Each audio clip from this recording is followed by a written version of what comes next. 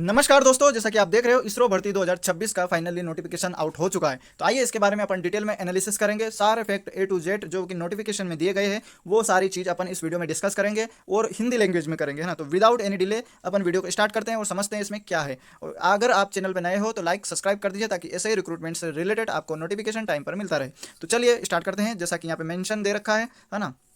तो total post की बात करें तो 175 टोटल पोस्ट है। पद का नाम है वैज्ञानिक अभियंता और ये ग्रुप A1 की है। और इसमें मैट्रिक जो आपका पे लेवल है वो 10 रहेगा। और इसमें आपका आवेदन स्टार्ट 27 अगस्त 2026 से हो चुका है। और इसका लास्ट तारीख की बात करें तो 16 सितंबर 2026 इसका लास्ट तारीख है। इसमें जो कि क्वालिफिकेशन वगैरह मांगी गई है तो इसमें इलेक्ट्रॉनिक्स, मैकेनिकल, कंप्यूटर साइंस और बी या बी टेक हो तो आप इसके लिए एलिजिबल हो। आपका इसमें एक और मोटा मोटा मेंशन कर रखा है इन्होंने कि आपका जो न्यूनतम परसेंट से 65 अंक होना चाहिए। और या अगर आपका CGPE है तो 6.84 आउट ऑफ 10 में से होना चाहिए। इसमें पद की बात कर लेते हैं तो जैसा कि पद में मेंशन कर रखा है कि जो कि वैज्ञानिक किसके लिए, इलेक्ट्रॉनिक्स के लिए तो 99 टोटल पोस्ट है। मैकेनिकल के लिए आपकी 52 है। कंप्यूटर साइंस के लिए 28 है। और वहीं पर इलेक्ट्रॉनिक्स में जो कि ये आती है आपकी स्वायत्त निकाय जो कि PRL, इसमें भी 1 है। वहीं पर मैकेनिकल के लिए भी 1 है ना। तो सारी प्रोसेस अपन वीडियो में समझेंगे, इसलिए मैं बोल रहा हूँ वीडियो के अंत तक बने रहिए और चैनल पर नए हो तो लाइक सब्सक्राइब कर दी। तो जैसा कि यहाँ पे मेंशन कर रखा है कि ये नोटिफिकेशन आउट हुआ है 27 तारीख को ही, है ना। जैसा कि यहाँ पे दे रखा है ये डेट भी, और ये बाकायदा ऑफिशियल वेबसाइट से मैंने इसको डाउनलोड किया है। तो आप ऐसा ना समझे कि कहीं इसमें मतलब वो मिस इन्फॉर्मेशन होगी, है ना। तो चलिए देखते हैं, समझते हैं। तो पहला है जो कि इलेक्ट्रॉनिक साइंटिस्ट के लिए, है ना। तो इसमें आपकी टोटल वैकेंसी है 99। और इसमें A1 की जो रिक्ति है ये विकलांग कैटेगरी वालों के लिए, जैसा कि यहाँ पे मेंशन कर रखा है ना, जिसे अपन बोलते हैं PWBD, है ना। तो उनके लिए, और यहाँ पे कोई कैटेगरी रिजर्वेशन नहीं है इनके अलावा। आपका जैसा कि यहाँ अपन ने शुरू में समझ लिया था कि परसेंटेज क्राइटेरिया क्या होना चाहिए, तो इसमें 65 टोटल परसेंट होना चाहिए साइंस बैकग्राउंड से।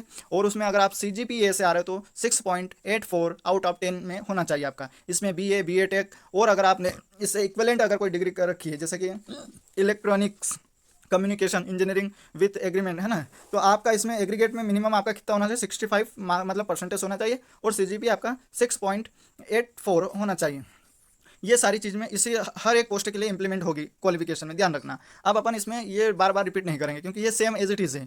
आप जैसा कि यहाँ समझ रहे हो, ये मैंने पूरा नोटिफिकेशन समझ लिया है, इसलिए मैं बोल रहा हूँ ये चीज़, है ना। तो आप बिलीव मी। फिर आपका मैकेनिकल की पोस्ट के लिए तो इसमें 52 टोटल पोस्ट है जैसा कि यहाँ पे मेंशन कर रखा है ना। और ये है विकलांग कैटेगरी वालों के लिए। वहीं पर कंप्यूटर साइंस वालों के लिए 21 टोटल पोस्ट है, और ये विकलांग कैटेगरी वालों के लिए जैसा कि यहाँ मेंशन है ना। और आपकी जो क्वालिफिकेशन सेम वही रहेगी, है ना। और एक है आपकी इलेक्ट्रॉनिक्स में जैसा कि यहाँ पे मेंशन कर रखा है, और सेम वही है आपका क्वालिफिकेशन, कोई चेंजेस नहीं है ना। और ये है आपका एक और है, तो इसमें मतलब कुछ नहीं है अभी फिलहाल तो। और दूसरा एक और पोस्ट है जिसे अपन मैकेनिकल के नाम से जानते हैं, इसमें केवल एक पोस्ट है और वो सब एक ही है ना क्वालिफिकेशन में। और एक और इसमें दे रखा कंप्यूटर साइंस जो कि स्वायत्त निकाय से है, तो एक पोस्ट इसके भी लिए है, केवल एक ही है ना। और अगर इसमें एक बात और है कि इसमें वेबसाइट पे आपको चेक करते रहना है, क्योंकि इसमें ये साफ लिख दिया है कि रिक्तियों की संख्या में वृद्धि भी कर सकते हैं और कमी भी कर सकते हैं। इसलिए इसरो की वेबसाइट है, इस पर आप विजिट करते रहिए और नोटिफिकेशन चेक करते रहिए। मैं कह रहा हूँ कि आप इस चैनल को सब्सक्राइब कर दीजिए ताकि हर अपडेट जो भी आएगी तो मैं आपको इस चैनल पर इसका पहले दूंगा, क्योंकि मेरा काम ही यही है ना, नोट इन्फॉर्मेशन देना। तो चलिए आगे और समझ लेते हैं। इसमें ये विकलांग कैटेगरी वालों के लिए डिस्क्राइब कर रखा है इन्होंने कि किस पद के लिए क्या है। तो जैसे कि जो ये वैकेंसी 2 है तो ये है इनका बेंगलुरु हेडक्वार्टर जो कि इनका है बेंगलुरु में, वहाँ पे 2 पोस्ट है। हैदराबाद में भी है इनका। और ये कैटेगरी विकलांगों की, अगर आप इन कैटेगरी में आ रहे तो आवेदन कर सकते। एक महेंद्रगिरी वाला है तो इसमें 4 पोस्ट है ना। ये एक बेंगलुरु में है, इसकी कैटेगरी B है और इसमें BC है। तो इस तरीके से ये विकलांग वालों को मेंशन कर रखा है इन्होंने, है ना, जिसमें नेत्रहीन वगैरह ये सारे आ जाते हैं। ये इसरो में यही बात खासियत है कि ये है ना आपको केवल कास्ट के आधार पर नापते नहीं, ये केवल देखते हैं आपका टैलेंट। और एक मतलब जो विकलांग लोग हैं उनके लिए थोड़ी संवेदना रखते हैं, इसलिए उनको एक रिजर्वेशन के तौर पर रखा गया है ना। अब इसमें देखा गया तो क्वालिफिकेशन की बात करें तो आपका रिलेटेड अपन ने वो समझ ही लिया था, है ना, उसमें जो पोस्ट के आगे, परंतु फिर भी यहाँ पे एक स्नातक की डिग्री मांगी गई है जो कि ग्रेजुएशन होना चाहिए आपका साइंस बैकग्राउंड से, है ना। और वो चीज़ अपन ने सारी चीज़ें मतलब शुरू में ही इन शॉर्ट में समझ ली थी। अब आयु सीमा की बात करें तो आयु भी अपन ने समझ ली थी, परंतु फिर से अपन समझ लेते हैं। इसमें अनरिजर्व वालों के लिए 28 वर्ष है। और अगर आप जैसे कि सरकारी सिविल कर्मचारी है केंद्र के, ध्यान रखना, और भूतपूर्व सैनिक है या दिव्यांग है ना, तो आपको भारत के जो कानून के अकॉर्डिंग आपको रिलैक्सेशन इसमें मिल जाएगा आपका, है ना। और दूसरा ये है कि आप विकलांग कैटेगरी वालों हैं तो इनको भी इसका लाभ मिल जाएगा, है ना। जो विकलांग कैटेगरी में आते हैं वो भारत के जो भी इसका रिक्रूटमेंट लो है उसके अकॉर्डिंग इनको रिलैक्सेशन मिल जाएगा, ये बात इन्होंने बताई है इसमें। आवेदन कैसे करें, तो आवेदन करने की जैसा कि तारीख है आपकी 27/8/2026 से स्टार्ट है, तो 16/9/2026 तक आप कर सकते हैं ऑफिशियल वेबसाइट पे जाकर, जो कि ये ऑफिशियल वेबसाइट दे रखी है यहाँ पे www.isro.gov.in पे जाकर आप आवेदन कर सकते हो। नेक्स्ट अगला देख लेते हैं। हाँ, अगर आप कहीं काम कर रहे हो तो यहाँ पे अनापत्ति प्रमाण पत्र लगेगा, जिन्हें अपन एनओसी के नाम से जानते हैं, नो ऑब्जेक्शन सर्टिफिकेट, तभी आपको फाइनली वहाँ पे ज्वाइन मिलेगा।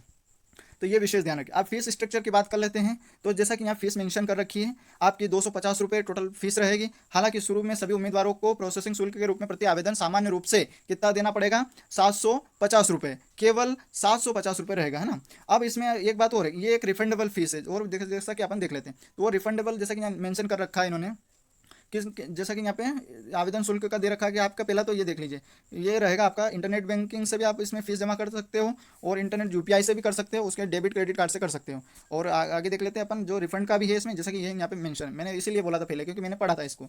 तो आपका जैसे वो प्रोसेस कंप्लीट हो जाएगा तो किसकी जो रिफंड होगी फीस, इन लोगों की रिफंड हो जाएगी। किन किन की, जो महिला की किसी भी कैटेगरी की हो, अनुसूचित जाति, अनुसूचित जनजाति यानी SC ST और PWD विकलांग कैटेगरी भूतपूर्व सैनिक, इन लोगों की रिफंड होगी। ना OBC की होगी, ना EWS की होगी, है ना, ना जनरल की होगी, केवल इन कैटेगरी वालों की रिफंड होगी। उसमें भी 200 रुपये आपका मतलब वो तो कटेगा, पर 500 रुपये आपके वापस हो जाएगा, इन्होंने ऐसा मेंशन कर दिया है।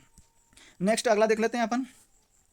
दस्तावेज का आपको विशेष ध्यान रखना, जब भी आप अपलोड करें डॉक्यूमेंट्स तो उनकी साइज़ वगैरह इन्होंने मेंशन करिए कितनी क्या होनी चाहिए, उसके अकॉर्डिंग ही आप इसमें आवेदन करिए, जो कि इस फॉर्मेट में मेंशन है। JPG फॉर्म में लगेगा, KB वगैरह आपको फोटो हस्ताक्षर ये सारे अपलोड करना पड़ेगा, तो इनकी स्पेशल वो रहती है ना, कि कितनी साइज़ में क्या रहे। चयन प्रक्रिया की बात करें आपकी, जो कि आपकी एक लिखित परीक्षा होगी, और लिखित परीक्षा का ये सेंटर रहेगा, है ना। तो बहुत सारे सेंटर है, इसमें चिंता ना करें, जैसे कि अगरतला, अहमदाबाद, बेंगलुरु, भोपाल, सॉरी यार, मोहाली, चंडीगढ़, भुवनेश्वर, चेन्नई, देहरादून, दिल्ली, पुणे, सॉरी यार, है ना। तो ये रहेगा आपका, है ना, सेंटर। अब इसका परीक्षा पैटर्न और जो टेस्ट जो रहता है रिटर्न टेस्ट, उनको देख लेते हैं अपन। तो जैसा कि यहाँ पे पार्ट ए में आपका 90 मिनट का टाइम ड्यूरेशन रहेगा, इसमें टोटल आपका 80 क्वेश्चन रहेंगे और 80 ही मार्क्स रहेगा, और इसमें प्रत्येक के सही क्वेश्चन का आपको 1 नंबर दिया जाएगा, और अगर आप गलत कर रहे हो तो 1/3 की इसमें नेगेटिव मार्किंग भी है। वहीं पर भाग यानी कि पार्ट बी में आपको केवल 30 मिनट दिया जाएगा, और इसमें टोटल क्वेश्चन की बात करें तो इसमें मैक्सिमम आपका 15 क्वेश्चन रहेंगे, जैसा कि यहाँ मेंशन है। और इसका ये दे रखा है इसका सिलेबस, इसको इंग्लिश में समझेंगे तो बढ़िया रहेगा। तो पहला इसमें जो कि न्यूमेरिकल रहेगा, और भी नीचे है, नीचे अपन स्क्रॉल करके समझेंगे। टोटल आपका जैसा कि यहाँ पे मेंशन है 20 क्वेश्चन रहेगा, इसमें कोई नेगेटिव मार्किंग नहीं रहेगी, ये प्लस पॉइंट है आपके लिए। ये इसका सिलेबस है, जैसा कि मैंने बोला था। तो रीजनिंग लॉजिकल रहेगा, रीजनिंग डायग्रामेटिक रहेगा, रीजनिंग अब्स्ट्रैक्ट रहेगा, रीजनिंग एंड द डिडक्टिव रहेगा, और ये रीजनिंग रहेगी आपकी, मतलब सिलेबस। टोटल मार्क्स की बात करें तो 100 आपका टोटल मार्क्स रहेगा। अब इसका मानदंड यानी क्वालिफाई क्राइटेरिया क्या रहेगा, तो जैसा कि यहाँ पे क्वालिफाई क्राइटेरिया की बात करें तो अनरिजर्व कैटेगरी के लिए, जो कि A और B दोनों में पार्ट में 50% आपका होना चाहिए नंबर परसेंटेज, तो आप इसमें एलिजिबल हो, पास हो जाओगे। और अगर आप PWD विकलांग अभ्यर्थी हैं किसी भी कैटेगरी से, वट एवर डजेंट मैटर, तो इसमें आपको 40% होना चाहिए दोनों पेपर में, है ना। तो अगर आप इसमें हो गए तो आप इंटरव्यू के लिए एलिजिबल हो। फिर आपका क्या होगा, एक इंटरव्यू होगा। इंटरव्यू में आपका जो चयन किया जाएगा, तो उसमें 10 अभ्यर्थियों को समुच्चय एक पोस्ट के लिए, जिसमें 1/5 का अनुपात में अभ्यर्थियों को साक्षरता के लिए छंटनी किया जाएगा, है ना। यानी कि एक पोस्ट में आपको मतलब वो एक पोस्ट के लिए 5 जने को सिलेक्ट करेगा इंटरव्यू देने के लिए, है ना। ये बात है इसमें कुल मिलाकर। अब इसमें जैसा कि वो सिलेबस भी इन्होंने मेंशन कर दिया है, तो जैसे कि अब जो यहाँ दे रखा है आपका सिलेबस में, तो कहाँ से, तो जो टेक्निकल एकेडमिक नॉलेज है उसमें से आपको 40 अंक के क्वेश्चन आएंगे, और जनरल अवेयरनेस और जो रिलेवेंस रिलेटेड जो आपका जो भी सब्जेक्ट है स्पेशलाइजेशन टेक्निकल में, तो उसके 20 नंबर का उसका रहेगा। और जो प्रस्तुति संचार कौशल, जिन्हें अपन प्रेजेंटेशन कम्युनिकेशन स्किल बोलते हैं, उसके 20 उसके रहे।